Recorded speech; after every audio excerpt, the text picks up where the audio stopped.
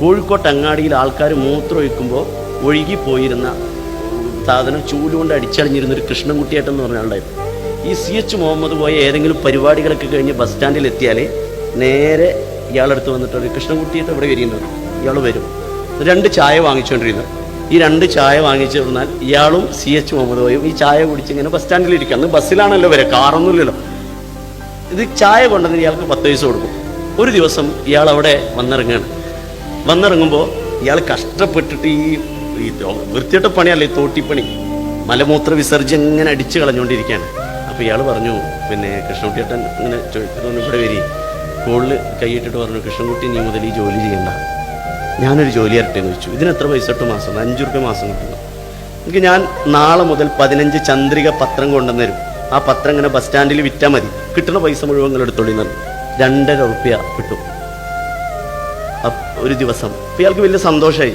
അപ്പോൾ ഇയാളിങ്ങനെ പത്രം വായിക്കും. CH മുനിസിപ്പൽ കൗൺസിലറായത്, CH MLA ആയത്, CH വിദ്യാഭ്യാസ മന്ത്രി ആയിട്ട് അറിഞ്ഞിട്ട് ഇയാൾ വീട്ടിൽ അമ്മ മാധവടത്തി എന്ന് പറയും, അമ്മയോട് പറഞ്ഞിട്ട് ഇങ്ങനെ വീട് ചുറ്റും ഓടിയായിരുന്നു അത്ര സന്തോഷം കൊണ്ട് അത് പത്രത്തിൽ വായിച്ചിട്ട്.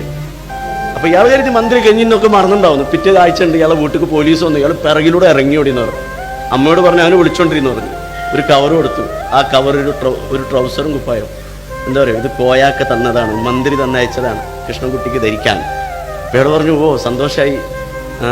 ഒരു കാര്യം കൂടി ഉണ്ട്, കൃഷ്ണൻകുട്ടി ഡ്രസ്സൊക്കെ മാറ്റിയിട്ട് നാളെ നിൽക്കണം, ഞങ്ങൾ നാളെ വരും, വന്നിട്ട് കൃഷ്ണൻകുട്ടിയെ ഒരു സ്ഥലത്തേക്ക് കൊണ്ടുപോകുന്നു. ഇപ്പോൾ എവിടേക്കാണ്? ട്രെയിൻ കയറ്റി തരാൻ കൊണ്ടുപോകും. അയ്യോ ഞാൻ ഇതുവരെ ട്രെയിൻ കയറിയിട്ടില്ല എന്ന് പറഞ്ഞു. ട്രെയിൻ കയറിയിട്ടില്ലെങ്കിൽ ഞങ്ങൾ വരാം, ഞങ്ങൾ മന്ത്രി പറഞ്ഞയച്ചതാണ്. ട്രെയിൻ ടിക്കറ്റൊക്കെ കാണിച്ചു കൊടുത്തു. ഇയാൾ പിറ്റേന്ന് ഡ്രസ്സ് മാറ്റിയിരുന്നു, ട്രെയിനിൽ കയറ്റി തിരുവനന്തപുരത്ത് പോകും.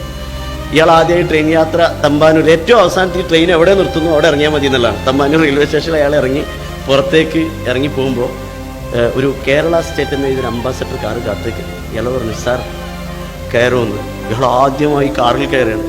ബസ് സ്റ്റാൻഡിൽ തോട്ടിപ്പണിയെടുത്ത മനുഷ്യൻ കാറിൽ കയറി തിരുവനന്തപുരം നഗരിയിലൂടെ ആ കാറ് കുതിച്ചു പായുമ്പോൾ അയാൾക്കൊന്നും കാണാൻ കഴിഞ്ഞിരുന്നില്ല എന്നാണ്. വിദ്യാഭ്യാസ മന്ത്രിയുടെ ചേംബറിലേക്ക് ഓടിയെത്തി, എന്താണ് കോയാക്ക, എന്താണ് പ്രശ്നം എന്ന് വെച്ചാൽ ഇയാളൊരു ലെറ്റർ കൊടുത്തിട്ട് പറഞ്ഞു, കൃഷ്ണൻകുട്ടി ഇതിലൊന്ന് ഒപ്പിടുന്നു. പ്രിയപ്പെട്ട കുട്ടികളെ, ആദ്യമായി CH മുഹമ്മദ് പോയ വിദ്യാഭ്യാസ മന്ത്രിയായപ്പോൾ അദ്ദേഹത്തിൻ്റെ പിയൂണിൻ്റെ പേര് കൃഷ്ണൻകുട്ടി എന്നാണ്. എവിടെ? കോഴിക്കോട് ബസ് സ്റ്റാൻഡിൽ ആളുകളുടെ മൂത്രച്ചലി അടിച്ചു വാരിയിരുന്ന തോട്ടിപ്പണിയെടുത്ത കൃഷ്ണൻകുട്ടി. കാലങ്ങൾ കഴിഞ്ഞു, ഇയാൾ തിരുവനന്തപുരത്ത് ഒരു ചന്ദ്രിക ഇടുന്നൊക്കെ വലിയൊരാളായി മാറി.